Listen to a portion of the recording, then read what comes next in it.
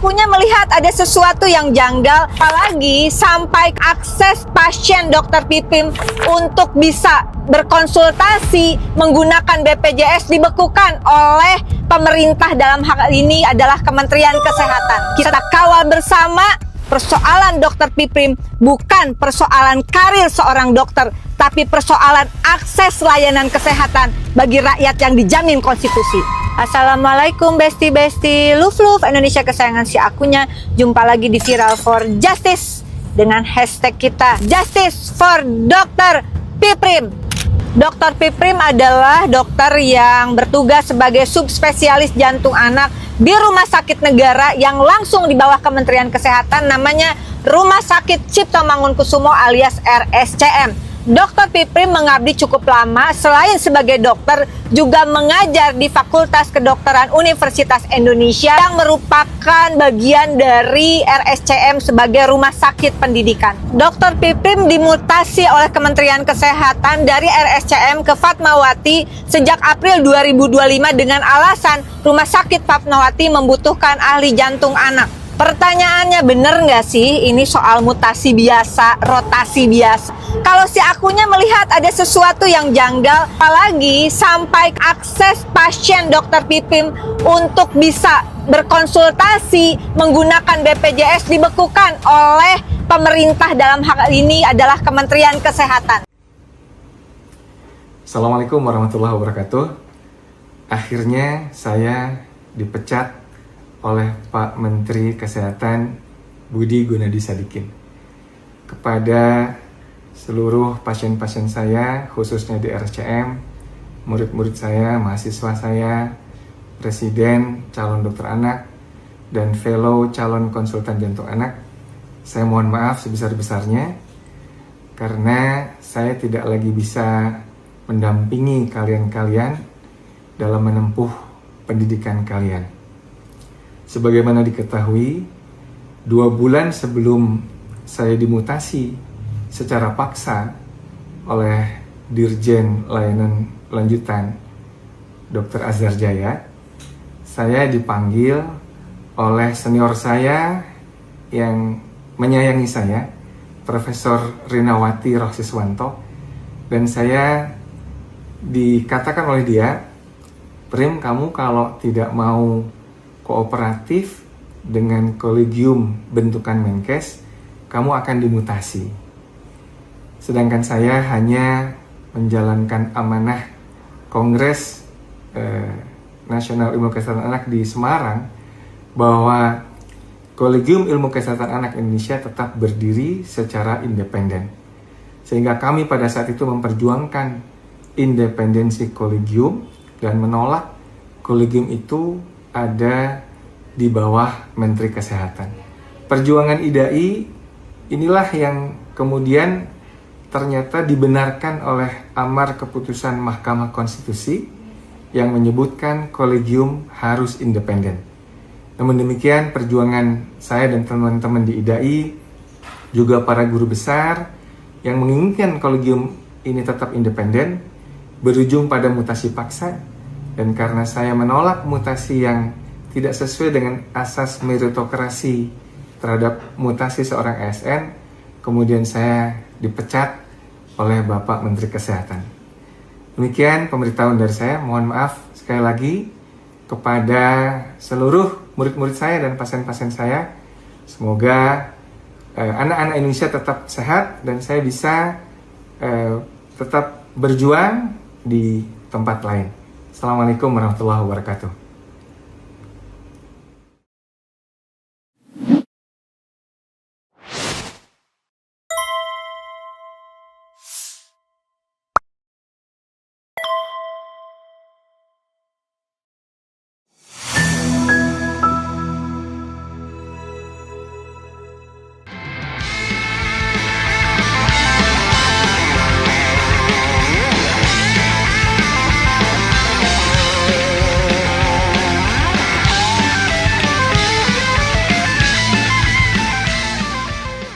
Assalamualaikum warahmatullahi wabarakatuh. Jumpa lagi kita pada channel yang keren panas ini. Assalamualaikum warahmatullahi wabarakatuh. Sahabat RH, dalam bulan Ramadan yang hari ini ada hal penting yang perlu saya Dr. Bahar sampaikan. Pertama, hari ini Pak Refli sibuk melanjutkan kegiatan beliau dalam mengurus perkara yang kita semua tahu, yaitu perkara RRT. Nah, ini satu hal yang sangat penting, sangat strategis. Jadi beliau hari ini tidak bisa hadir. Tetapi juga ada hal yang penting yang sahabat RH perlu tahu, yaitu soal pemecatan yang dilakukan oleh Menteri Kesehatan terhadap salah satu ASN yang mempunyai profesi mulia, yaitu Dr. Pimprin. Saya kira kita mengenal Dr. Pimprin adalah seorang ahli dokter anak, ahli penyakit jantung anak, dan beliau kemudian juga selain berprofesi sebagai ahli jantung anak, juga beliau memegang mandat menjadi ketua Ikatan Dokter Anak Indonesia. Dan karena pekerjaan beliau dan tanggung jawab beliau berseberangan dengan Menteri Kesehatan. Sudah hadir bersama kita Dr. Rizky Ardiansyah, spesialis anak konsultan. Beliau adalah spesialis anak jantung anak dan menjadi ketua UKK unit kesehatan kardiologi anak Indonesia, Ikatan Dokter Anak Indonesia. Dan Dr. Rizky, sebenarnya apa sih yang terjadi dengan Dr. Pimprin dan hubungannya dengan sebagai ASN dipecat sehingga semua netizen kelihatannya marah ini sekarang, sebel gitu sama Menteri Kesehatannya. Apa sih sebetulnya Dr. Rizky? Ini langsung ke pertanyaan inti ya. Jadi apa saya harus memperkenalkan diri dulu kali ya, Dr. Bahar ya. Ya. Saya ini Dr. Rizky, spesialis anak, konsultan jantung anak. Jadi kalau di Ikatan Dokter Anak Indonesia itu kita secara struktur begini, Bang Bahar. Jadi kalau IDAI secara keseluruhan, saya anggotanya Dr. Piprim karena ketuanya Dr. Piprim. Seluruh dokter anak berhimpun di dalam IDAI. Tapi di dalam IDAI itu ada namanya kelompok-kelompok subspesialis. Nah, itu yang disebut dengan UKK, Unit Kerja Koordinasi. Salah satunya kardiologi, yaitu jantung. Nah, jadi kalau di UKK kardiologi itu, IDAI itu, Dr. Piprim itu anggota saya. Sebaliknya, karena beliau juga dokter jantung anak, saya ketuanya. Jadi kami kalau dia ibaratnya kalau dia ke daerah, berarti dia jadi anggota saya gitu ya. Kurang lebih seperti itu kalau kita analogikan ya strukturnya antara saya dengan beliau. Kemudian di luar struktur itu sebenarnya beliau itu adalah senioren saya dan sekaligus guru saya ya. Guru dalam konteks karena saya pernah dulu juga tahun 2015 saya waktu masih pendidikan di Rumah Sakit Cipto Mangunkusumo tahun 2013 ya. Itu saya jadi murid beliau gitu. Nah, setelah taman ini saya sama beliau itu sama-sama konsultan. Nah, persoalan Dr. Piprim ini sebenarnya sudah sangat panjang sekali, Bang Bahar. Itu sejak kita Kongres Ilmu Kesehatan Anak di Semarang pada akhir bulan September 2024. Jadi ini bukan semata-mata langsung di ujungnya ada masalah dengan Dr. Piprim, tidak. Jadi ini masalah awalnya itu pada waktu kita menyelenggarakan kongres, di situ ada semacam keinginan pemerintah agar kolegiumnya yang ada di IDAI itu, di dalam anggaran dasar anggaran rumah tangga IDAI itu bergabung saja dengan kolegium yang dibentuk oleh Kementerian Kesehatan. Nah, pada waktu itu kita kongres, kita sebenarnya konteksnya begini, IDAI itu tidak mau ikut campur dengan urusan itu. Karena itu kan independensinya kolegium. Kalau di dalam ADART kita juga kolegium itu independen di dalam mengambil keputusannya. Sehingga pada waktu itu rapat kolegium, terpilihlah ketuanya, yaitu Prof. Aryono. Sedangkan Dr. Piprim terpilih juga di kongres sebagai ketua umum. Nah, amanah kongresnya salah satunya adalah IDAI harus menjaga independensi kolegium. Nah, kemudian setelah kongres itu pelantikan, ternyata pada saat kongres itu, pada saat yang bersamaan, pemerintah juga membuat kolegium yang bentukan Menteri Kesehatan ya. Itu tanggalnya persis sama itu. Kalau kita lihat tanggal pemilihan ketua kolegium kesehatan yang waktu itu yang terpilih adalah Dr. Safira yang kurang lebih dipilih oleh 120 orang itu kita nggak tahu siapa yang memilih karena pada saat yang bersamaan kita juga sedang kongres kan seperti itu. Jadi kita nggak tahu siapa yang sebenarnya yang memilih Dr. Safira sebagai ketua kolegium Persinya bentukannya Menteri Kesehatan. Nah, dalam perjalanan waktu terjadi gesekan antara kita Kolegium Ilmu Kesehatan Anak Indonesia dengan kolegium yang dibentuk Kementerian Kesehatan. Nah, dari Kolegium Kementerian Kesehatan itu, Kolegium KKA namanya, Kolegium Kesehatan Anak, itu ingin kegiatan yang selama ini dikerjakan oleh Kolegiumnya Ilmu Kesehatan Indonesia yang ada bersama IDAI itu dikerjakan oleh KKA. Pada waktu itu kan kita berharap ingin ada aturan-aturan yang jelas terlebih dahulu dan kita tetap bertahap dengan kolegium kita. Sempat akhirnya di bulan Desember itu kegiatannya sempat diselenggarakan itu yang terakhir lah yang diselenggarakan oleh Kolegium Ilmu Kesehatan Anak dan itu waktu itu kita gratiskan biaya untuk ujian kompetensi. Nah karena IDAI ini bandel istilahnya dalam konteks ini tanda kutip ya bandel menurut pemerintah, maka satu persatu itu pengurus intinya mulai diancam ya dengan berbagai macam ancaman ya seperti terutama soal mutasi. Intimidasi, maksudnya diintimidasi. Ya, diintimidasi. Kalau misalnya nggak mau juga nurun ini, maka para orang-orang yang vokal ini itu akan dimutasi. Nah, ternyata terbukti beberapa orang akhirnya agak berkurang ya tensinya untuk mempertahankan amanah Kongres itu. Nah, yang pertama sekali itu yang dimutasi itu ada 2 orang di bulan Desember 2024, yaitu Dr. Fitri Hartanto dan Dr. Hikari Ambarasakti. Nah, Dr. Fitri Hartanto ini adalah Ketua Unit Kerja Koordinasi Tumbuh Kembang. Nah, sebelumnya beliau adalah Ketua IDAI Cabang Jawa Tengah. Kemudian Dr. Hikari itu adalah Sekretaris Umum Ikatan Dokter Anak Indonesia. Nah, kalau Dr. Fitri itu sebenarnya satu-satunya dokter ahli tumbuh kembang anak yang dipindahkan dari Rumah Sakit Karyadi ke Rumah Sakit Sarjito. Nah, ini menurut kita juga aneh sekali kalau konteksnya alasannya pemerataan ya. Kenapa di tempat yang hanya satu-satunya dipindahkan ke tempat yang sudah banyak ahlinya gitu. Ya. Kemudian Dr. Hikari itu dipindahkan dari Rumah Sakit Cipto Mangunkusumo ke Rumah Sakit Anak Bunda Harapan Kita. Walaupun sama-sama di Jakarta, tapi kan berbeda pada saat itu konteksnya bahwa Dr. Hikari kan juga seorang dokter pendidik klinis. Dr. Fitri Hartanto juga dokter pendidik klinis. Sehingga bukan hanya pasien yang terganggu, tapi juga anak didik dalam proses pendidikan. Nah, ini pada waktu itu kita ingin ini kita angkat. Cuma ternyata Dr. Fitri sama Dr. Hikari khawatir ada ancaman juga ya seperti katanya ada STR dicabut.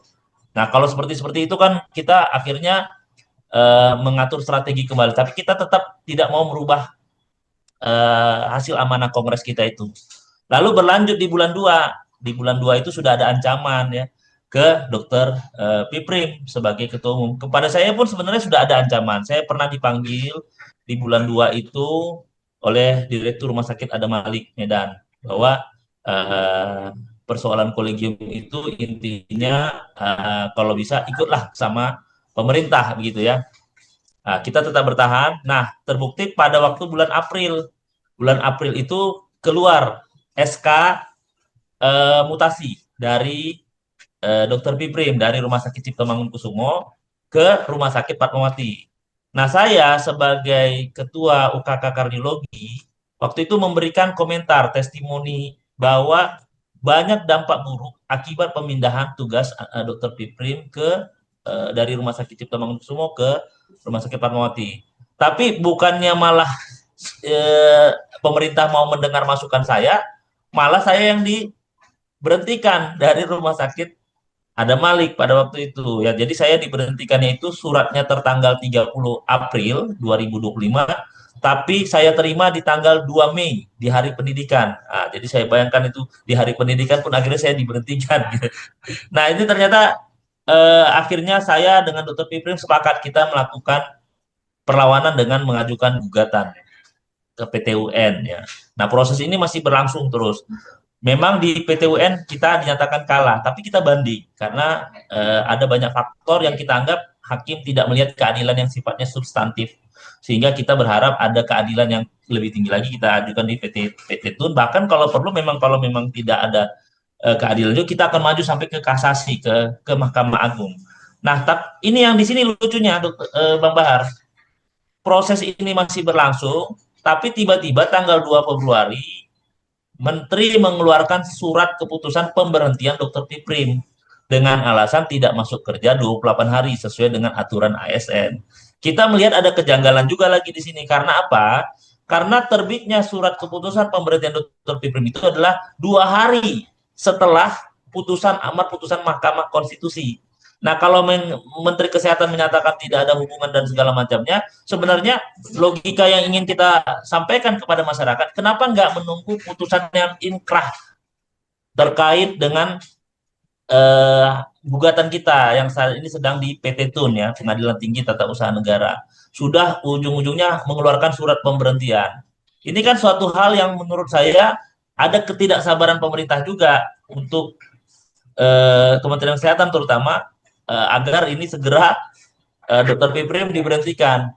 Coba bayangkan dampaknya seandainya ya walaupun kita tahu kita ini tidak bagian dari kekuasaan walaupun kemungkinannya kecil, tapi seandainya kemungkinan kecil itu terjadi, Dr. Piprim menang di PT Tun, surat mutasinya dinyatakan batal. Toh bagaimana dengan SK pemberhentian dia sebagai ASN? Kan ini hal yang menurut saya hal yang masyarakat harus paham situasinya bahwa ini tidak semata-mata dianggap sebagai hukuman pelanggaran disiplin berat. Begitu, Bang Bahar. Sahabat Era Channel, tadi kita sudah mendengar dengan jelas apa yang menjadi latar belakang sebetulnya pemecatan seorang ASN yang bernama Dr. Piprim Yanuarsa, seorang ahli jantung anak. Kita akan tanyakan kepada Dr. Rizky. Dr. Rizky, apa sih landasannya, apa sih latar belakangnya, kenapa pemerintah, terutama Menteri Gunadi Sadikin ini kelihatannya ngotot tuh untuk memberhentikan Dr. Piprim, sepertinya jadi personal, padahal sebetulnya jangan-jangan bukan personal, tapi jangan-jangan ada faktor tadi yang disampaikan tentang kolegium itu. Bagaimana sih sebenarnya tentang kolegium ini dan apa dampaknya kalau IDAI mengikuti kolegium yang dibuat oleh pemerintah? Bahkan kita juga tahu mendengar bahwa ada namanya kolegium idol gitu ya. Ya, Profesor Zainal Mutakin kan pernah menceritakan di RH Channel ini tentang kolegium idol itu ya, idol gitu, idol apa idol? Silakan Dr. Rizky. Ya, soal kolegium ini sebenarnya sebelum adanya Undang-Undang 17 2023, kita sebenarnya dari awal juga memang sudah menolak definisi kolegium itu sendiri ya menurut versi pemerintah di dalam undang-undang itu, dan ternyata terbukti itu dikoreksi oleh amar putusan Mahkamah Konstitusi ya yang menyebut kolegium itu harus independen dan dia merupakan unsur keanggotaan konsil. Kalau kita lihat amar putusan Mahkamah Konstitusi itu kan sebenarnya mengembalikan juga kembali kepada Undang-Undang Nomor 29 Tahun 2004 tentang praktek kedokteran, tentang apa itu kolegium, independensi kolegium. Jadi kita memahami kolegium ini bukan semata-mata memahami kolegium ini nantinya tidak bisa tidak bisa tersentuh oleh apapun gitu ya di dalam hal pengambilan keputusan. Tidak begitu.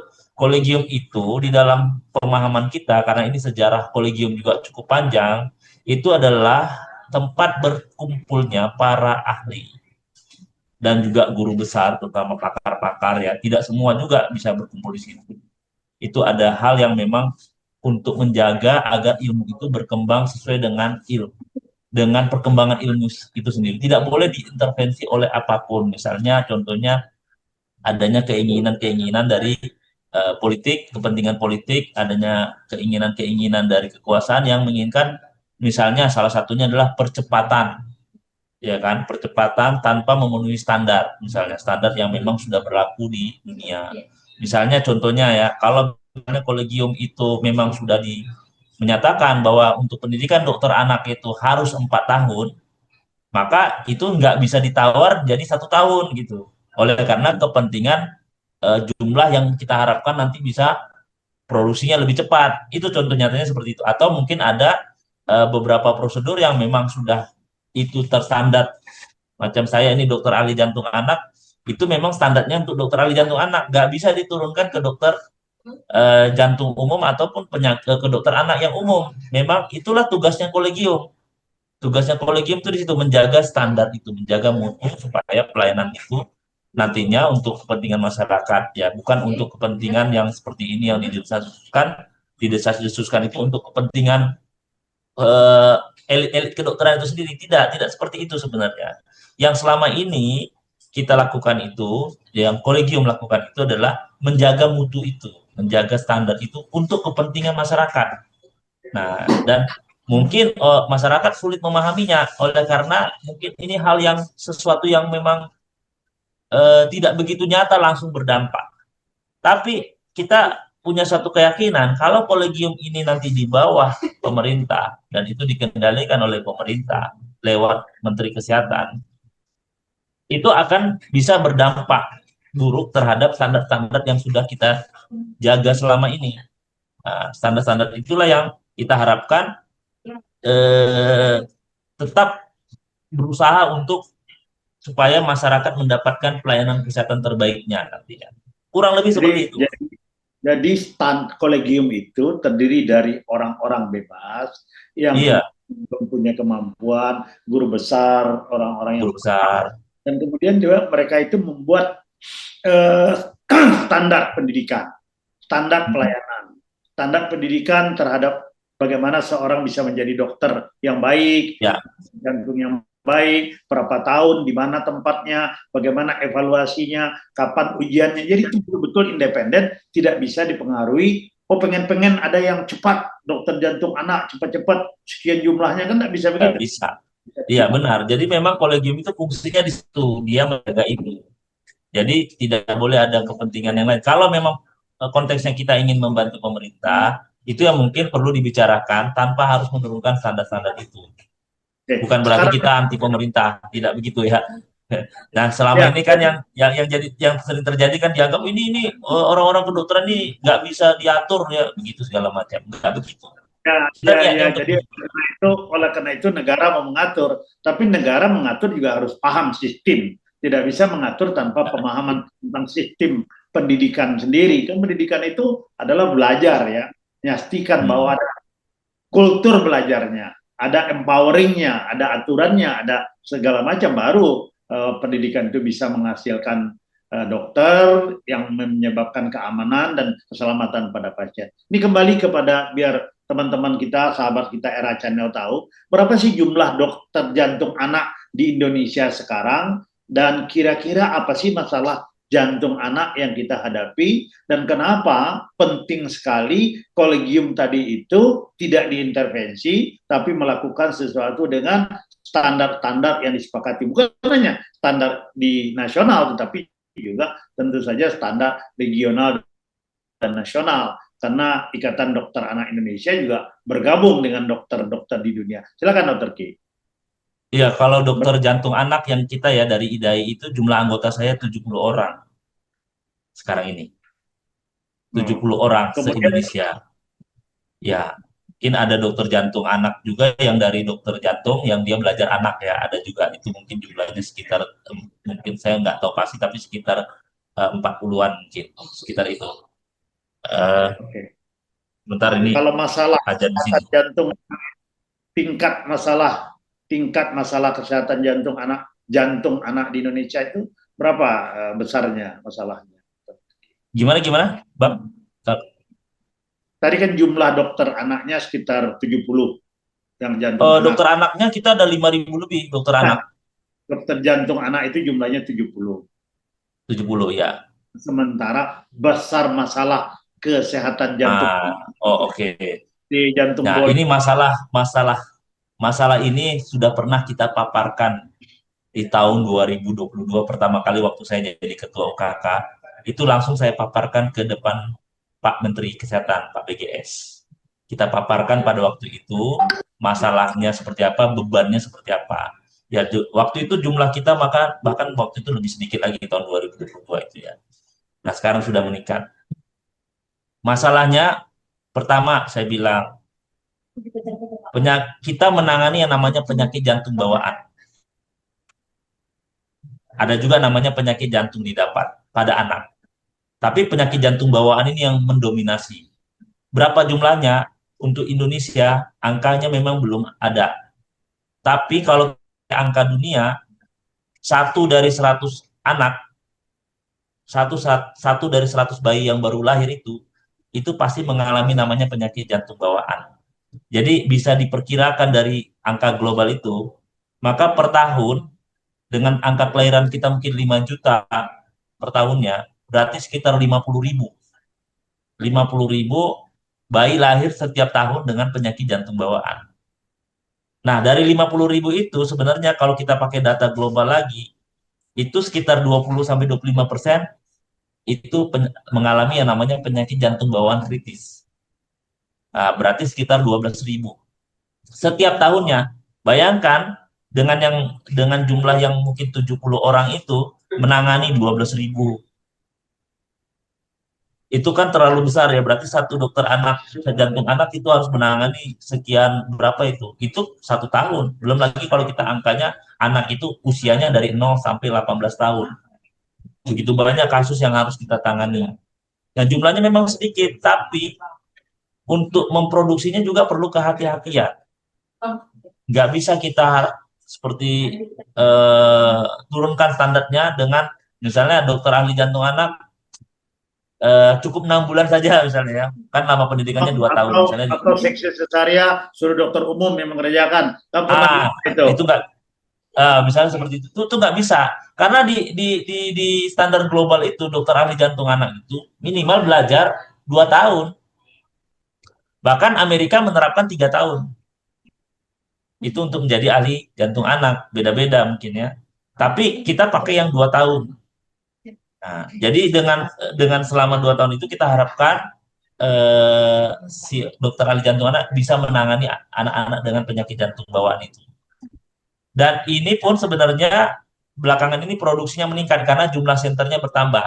Yang dulunya cuma 1 hanya ada di Jakarta, sekarang ada di Surabaya, ada di Bandung, dan ada di Yogyakarta. Artinya ada upaya untuk meningkatkan jumlah. Dan itu dilakukan oleh kolegium. Kolegium menentukan standarnya, supaya jangan sampai standar itu turun. Jadi kita upayakan standar itu terjaga. Nah, itu ada di kolegium kita, Kolegium Ilmu Kesehatan Anak Indonesia. Dijagalah standar itu, ya kan? Nah, untuk mengurangi menambah jumlah lagi, kuotanya bisa kita tingkatkan. Bisa seperti itu. Tapi kalau menurunkan standar itu yang kita tidak setuju ya. Tapi kalau mungkin kuotanya ditingkatkan, mungkin bisa negosiasikan. Misalnya selama ini mungkin ada kesepakatan satu dosen dengan 3 peserta didik ya. Mungkin bisa 1 dosen 5 peserta didik. Oke, Nah, jadi dengan demikian kita harapkan meningkatlah jumlahnya di kemudian hari. Jadi dibutuhkan standar dosennya, Iya. tempatnya untuk bisa menjadikan ada penambahan dokter jantung anak ini. Dan saat ini standar tempat itu pun, standar tempat pendidikan itu ada standarnya betul, nggak bisa dibuka sembarangan di berbagai tempat. Nah, ini yang kita juga sesalkan kalau hal seperti ini terjadi ya saat ini kan. Itulah tugas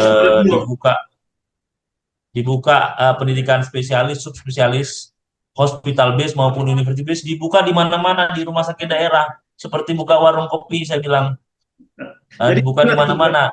Dokter Rizky, jadi tugas kolegium itu adalah menjaga mutu dan marwah profesi itu sendiri, dan itu yang diperjuangkan oleh Dokter Pimprin. Betul. Itu yang kita perjuangkan Ya, bersama-sama. berarti termasuk Dr. Pimprim sebagai ketua IDAI. Beliau sebagai Iya. ketua IDAI mempertahankan marwah profesi melalui adanya standar-standar dalam kolegium yang benar, bukan kolegium idol yang tadi pada Iya, waktu seperti Dr.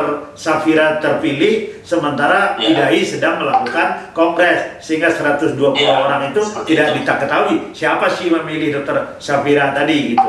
Sementara di IDAI ketua kolegiumnya adalah dokter. Ketua kolegiumnya terpilih oleh forum yang ada di kongres itu sesuai dengan anggaran dasar anggaran rumah tangga itu adalah pertama para guru besar. Yang kedua para ketua program studi yang ada pendidikan dokter anaknya. Yang ketiga para ketua departemen ilmu kesehatan anak yang ada pendidikan dokter spesialis anaknya.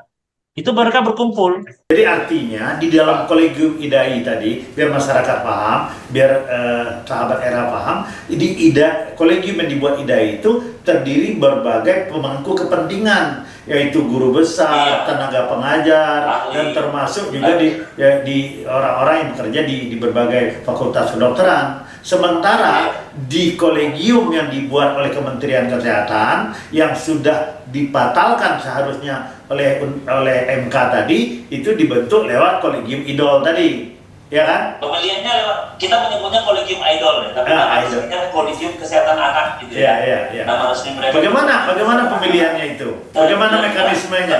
Mekanisme kolegium idol itu bagaimana waktu itu? Nah, pada waktu itu kan bersamaan itu. Ya. Bersamaan dengan pemilihan ketua kolegium yang diselenggarakan kongres kita gitu ya. Waktunya beda-beda berapa jam aja saya kurang tepat. Tapi yang jelas waktu itu ada yang memilih sekitar 120 orang yang kita tidak tahu itu siapa. Memilih Dr. Safira sebagai ketua kolegium. Waktu itu ada beberapa calon memang, tapi yang paling tinggi memang suaranya di situ Dr. Safira. Bisa dilihat di websitenya Kemenkes soal itu. Sementara kita pada saat itu juga sedang kongres. Ya. Jadi kita tidak tahu 120 orang itu.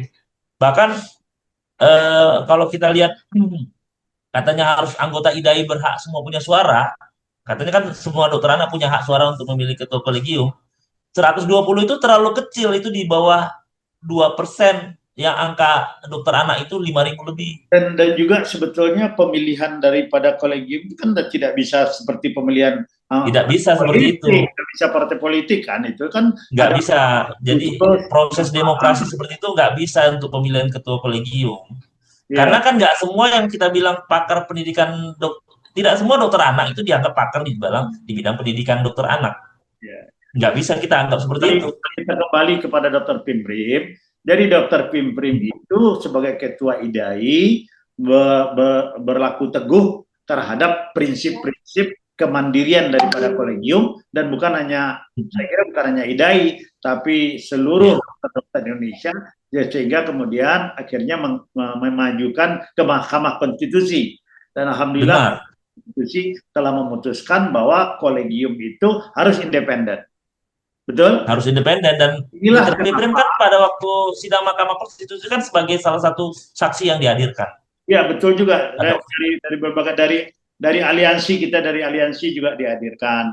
Ada Prof. Menaldi, ada Prof. Zainal Mutakin, ada Prof. Johansa, ya kan, Prof. Johansa. Jadi sekali lagi, Rizky, yang kita perlu sampaikan kepada kenapa kita harus menggeruduk RH Channel sekarang ini adalah untuk memberitahu kepada masyarakat bahwa, kepada sahabat RH Channel, bahwa pemberhentian sebagai ASN Dr.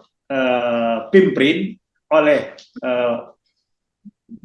Gunadi Sadikin dari Kesehatan itu sesuatu yang kemudian tidak pada tempatnya, dan itu telah dilakukan berbagai upaya menyampaikan pendapat baik oleh Aliansi Ketahanan Kesehatan Bangsa, oleh ILUNI FKUI, oleh Kagama, dan saya kira banyak komponen lain termasuk IDAI, Ikatan Dokter Anak Indonesia, yang insya Allah dalam beberapa hari ini akan menyampaikan pendapatnya. Kapan tuh, Gi? Hari Senin rencananya kita akan berkumpul, Senin Ba'da Asyar kita akan berkumpul untuk menyampaikan sikap kita untuk seluruh Indonesia, karena ini kita lakukan karena ada isu yang menurut kita juga tidak nyaman ya, yang menyatakan bahwa ini Dokter Piprim hanya memanfaatkan organisasi untuk kepentingan pribadi, katanya seperti itu. Oh iya. Karena itu kita perlu mengcounter isu itu bukan dengan membantah saja, tapi menunjukkan suatu sikap yang lebih jelas lagi secara bersama-sama. Baik, Dr. Rizky. Jadi sahabat RH Channel, bahwa kejadian yang terjadi pada profesi mulia, yaitu seorang dokter Pimprin, ahli kesehatan jantung anak yang langka, dan kemudian diberhentikan sebagai ASN karena adanya perbedaan-perbedaan pandangan, sementara kita tahu bahwa sedang berproses. Oleh karena itu, banyak pihak yang telah menyampaikan keprihatinan dan menyampaikan surat juga kepada Presiden tentang hal tersebut. Salah satunya adalah Aliansi Ketahanan Kesehatan Bangsa, dan kemudian juga dari ILUNI FKUI dan Kagama, dan nanti kita akan tentu saja akan juga netizen di mana-mana juga telah menyampaikan pendapatnya terhadap apa yang dilakukan oleh Menteri Kesehatan Gunadi Sadikin terhadap kekuasaannya, yang terkesan kekuasaan itu tidak diletakkan atau dipakai dengan sebaik-baiknya, bahkan mengabaikan proses-proses peradilan yang sudah berjalan, dan bahkan terkesan mengabaikan keputusan dari Mahkamah Konstitusi sendiri, karena Dokter Pimprin itu sebenarnya pada dasarnya dipindahkan adalah karena latar belakangnya adalah masalah kolegium, yang kemudian satu kolegium yang harusnya independen, satunya kolegium yang di bawah Kementerian Kesehatan yang syarat dengan kepentingan-kepentingan. Saya kira gitu, Dr. Rizky. Silakan, ada yang mau disampaikan untuk acara hari Senin, silakan. Ya, saya sih berharap ini apa yang kita lakukan bersama ini benar-benar didengar oleh Presiden Prabowo Subianto, agar polemik ini tidak terus berkepanjangan, karena ini sudah cukup lama sebenarnya. Jadi tidak ujuk-ujuk soal pemberhentian Dr. Piprim. Sebenarnya kasus ini sudah lebih dari 1 tahun. Mau sampai kapan kita berseteru terus seperti ini antara organisasi profesi dengan Kementerian Kesehatan? Saya rasa ini tidak baik buat kita dan juga terutama buat masyarakat kita, dibumbui dengan polemik-polemik seperti ini. Sebenarnya pun kita tidak menginginkan. Dulu pun kita sudah menginginkan oleh DPR Komisi 9 agar kita dimediasi, tapi sampai sekarang itu tidak ditindaklanjuti mediasi kita. Landasannya kan sebetulnya, Dr. Rizky, landasannya adalah undang-undang Omnibus Law. Undang-undang Omnibus Law itulah yang menjadi latar belakangnya sebetulnya, di mana otoritas daripada Menteri Kesehatan itu luar biasa, sehingga bukan transformasi yang terjadi, tapi yang kita lihat adalah pencaplokan kekuasaan terhadap salah satunya adalah independensi daripada kolegium yang mengurus dengan benar, dengan baik, dan kolegium yang sudah diakui juga oleh berbagai pihak. Dan coba lihat sudah berapa banyak dokter-dokter yang ahli yang dihasilkan oleh kolegium-kolegium yang berjalan, yang sudah bersebar di seluruh Indonesia. Ya, jadi proses ini yang memang harus dihentikan, dan menghentikannya tentu saja adalah dengan melihat apa yang disampaikan oleh aliansi, disampaikan yang lain, bahwa penyebabnya adalah arogansi ini harus di stop, dan collateral damage yang terjadi akibat undang-undang yang kemudian penuh dengan otoritarian di dalam urusan kolegium ini segera mungkin dapat dihentikan.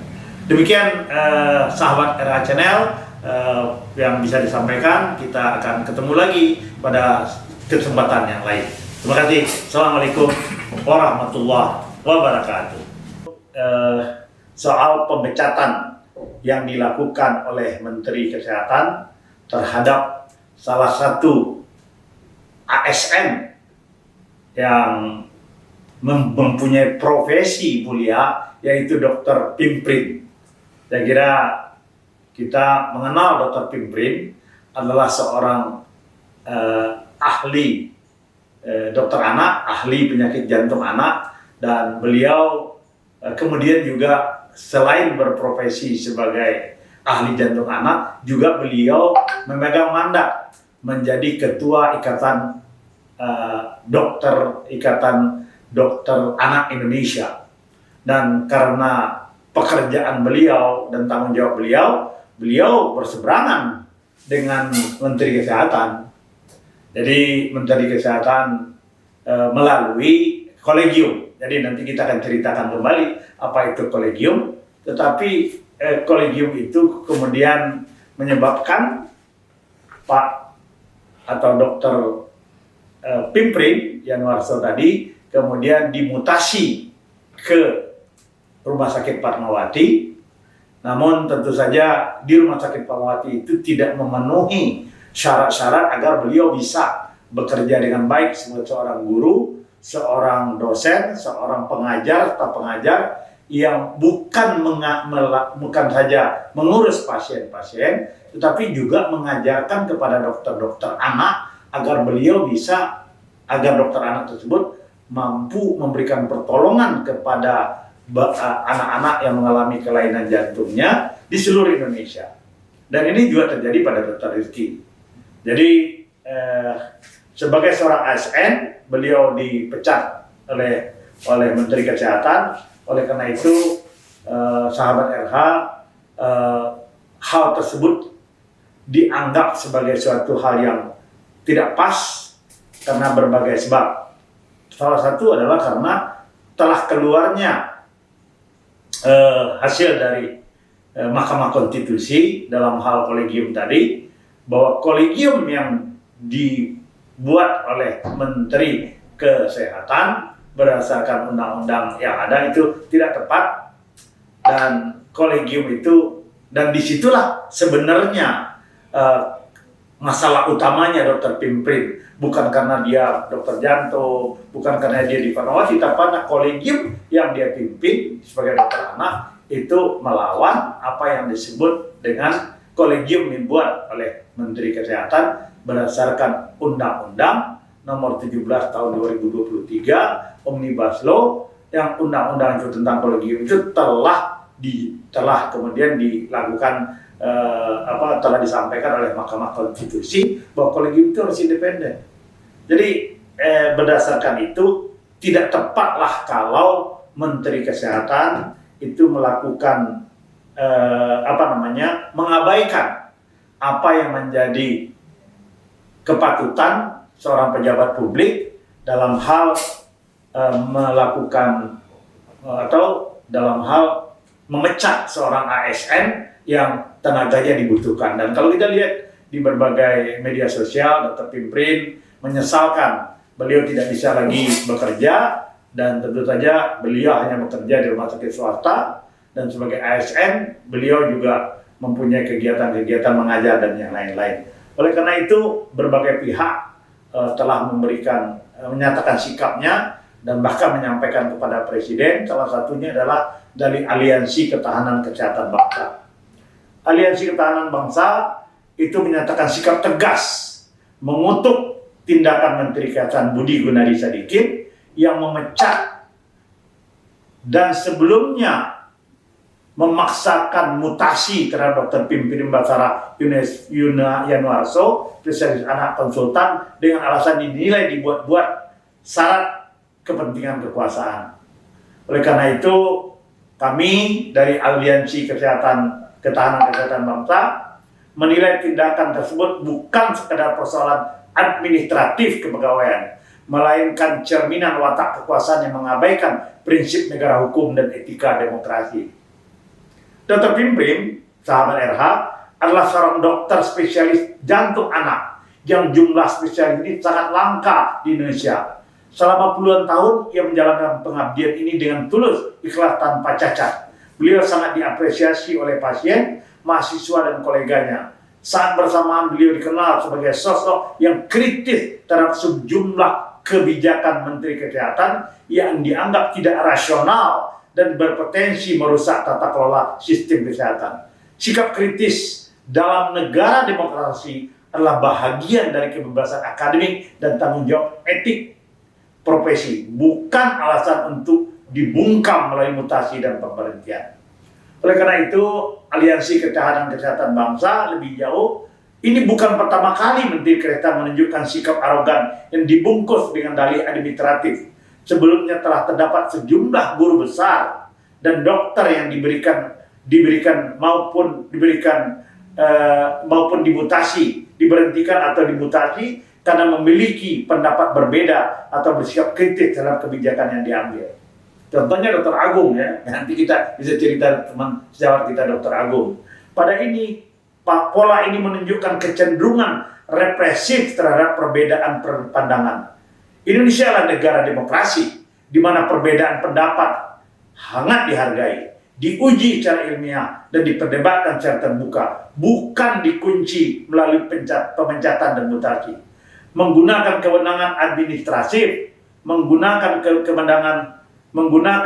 kewenangan administratif untuk membungkam kritik bukanlah praktek kepemimpinan demokratis. Itu adalah tangan besi dalam birokrasi. Oleh karena itu, Aliansi Ketahanan Kesehatan Bangsa secara serius menyoroti beberapa hal prinsip. Satu, adanya pengabaian proses peradilan atau due process of law. Mutasi Dr. Pimprin sedang disekentakan melalui mekanisme PT-UN, berlanjut ke PT-TUN, dan bahkan direncanakan kasasi. Dalam situasi perkara yang belum inkrah, penerbitan pemberhentian ASN menunjukkan tindakan yang tidak mencerminkan kehati-hatian administratif. Dalam negara hukum, pejabat publik wajib menahan diri dari tindakan lanjutan yang berpotensi menimbulkan irreparable harm sebelum ada kepastian hukum final. Memaksakan keputusan saat proses hukum berjalan, memberikan kesan mengunci keadaan demi kepentingan eksekutif. Yang kedua, secara serius kami dari aliansi menyoroti sikap terhadap putusan Mahkamah Konstitusi. Putusan Mahkamah nomor 11 telah dipahami luas menegaskan bahwa kolegium harus independen dan penetapannya berada pada level presiden, bukan sekadar keputusan menteri. Bila setelah rambu konstitusional itu pemerintah tetap mempertahankan pola kolegium yang dibentuk dan dikendalikan melalui kepatuhan menteri, maka ini bukan lagi sekadar perbedaan tafsir teknis, melainkan potensi pengabaian terhadap spirit konstitusi. Independensi, standar kompetensi, dan pendidikan kedokteran tidak boleh tunduk pada selera kekuasaan. Kemandirian kolegium itu yang diperjuangkan dan dipertahankan oleh Dr. Pimprin, dan kemandirian kolegium ini didukung dan dikeluarkan oleh keputusan MK, sehingga sikap gegabah Menteri Kesehatan memecat Dr. Pimprin karena sikap kritisnya terhadap kolegium yang saat ini telah dipolitisasi dapat ditafsirkan sebagai perlawanan Menteri Kesehatan terhadap keputusan MK. Ketiga, pernyataan publik yang dipersoalkan faktanya. Pernyataan tidak ada dokter jantung anak di RS Fatmawati yang telah dijadikan alasan Menteri Kesehatan memutasi Dr. Pimprin perlu dipertanyakan kebenarannya. Ini hal tidak tepat. Faktanya, Rumah Sakit Fatmawati memiliki sejumlah dokter jantung anak. Pernyataan keliru dari seorang Menteri Kesehatan berdampak luas, merusak kepercayaan publik, merendahkan tenaga medis, menciptakan disinformasi, dan berpotensi menjadi dasar kebijakan yang tidak berbasis data. Simpulan tuntutan. Masalah utama yang kami soroti dari Aliansi Kesehatan Ketahanan Bangsa bukan semata kebijakan yang tidak populer, melainkan pola kepemimpinan yang menunjukkan kecenderungan. Satu, menabrak proses peradilan. Yang kedua, mengabaikan putusan konstitusional, melemahkan independensi profesi, dan menggunakan kewenangan administratif untuk membungkam kritik.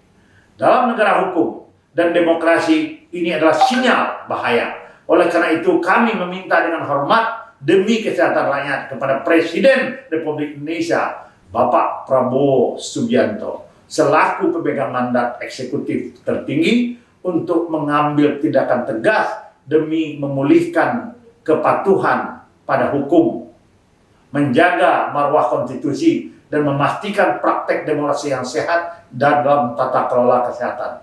Opsi paling terang dan konstitusional adalah memberhentikan Budi Gunadisadikin dari jabatan Menteri Kesehatan. Langkah tersebut diperlukan untuk memulihkan integritas tata kelola kesehatan, menjamin penghormatan terhadap proses hukum, melindungi kebebasan akademik dan profesional, serta memastikan sistem layanan kesehatan nasional tidak dikelola dengan pendekatan represif terhadap perbedaan pendapat. Adalah pernyataan dari Aliansi Ketahanan Kesehatan Bangsa yang disampaikan pada 17 Februari, tentu saja disampaikan dengan hormat kepada Presiden Prabowo Subianto agar apa yang menjadi citra daripada kabinet yang beliau buat tidak citra yang kemudian tidak pas dengan apa yang dilakukan oleh Menteri Gunadi Sadikin. Surat ini disampaikan ditandatangani oleh Aliansi Ketahanan Kesehatan Bangsa atas nama dari Profesor Dr. Johansa Marzuki, spesialis bedah, kemudian ada Profesor Dr. Sukman Tulus, kemudian ada Profesor Dr. Menaldi Rasmin, dan banyak lagi dokter, dan kemudian teman-teman sahabat RH sebenarnya bukan hanya dari Aliansi Ketahanan Kesehatan Bangsa, tetapi juga ada beberapa pihak yang telah menyampaikan keprihatinannya terhadap apa yang dilakukan oleh Menteri Kesehatan terhadap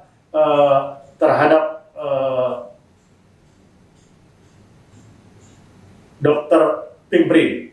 Satu perlu kami sampaikan di sini juga disampaikan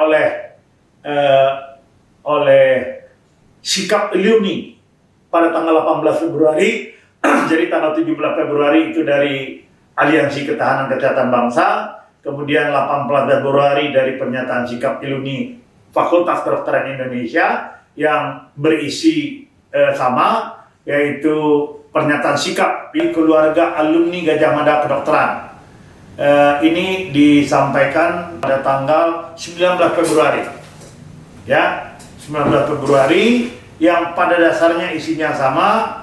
Kami berdiri bersama setiap alumni dan sejawat yang berjuang menjaga integritas keilmuan demi keselamatan pasien dan masa depan kesehatan bangsa Indonesia. Ilyumni FKUI berkomitmen untuk terus mengawal kasus ini dan memastikan bahwa setiap alumni kami mendapatkan perlindungan hukum serta hak untuk bersuara demi perbaikan sistem kesehatan nasional.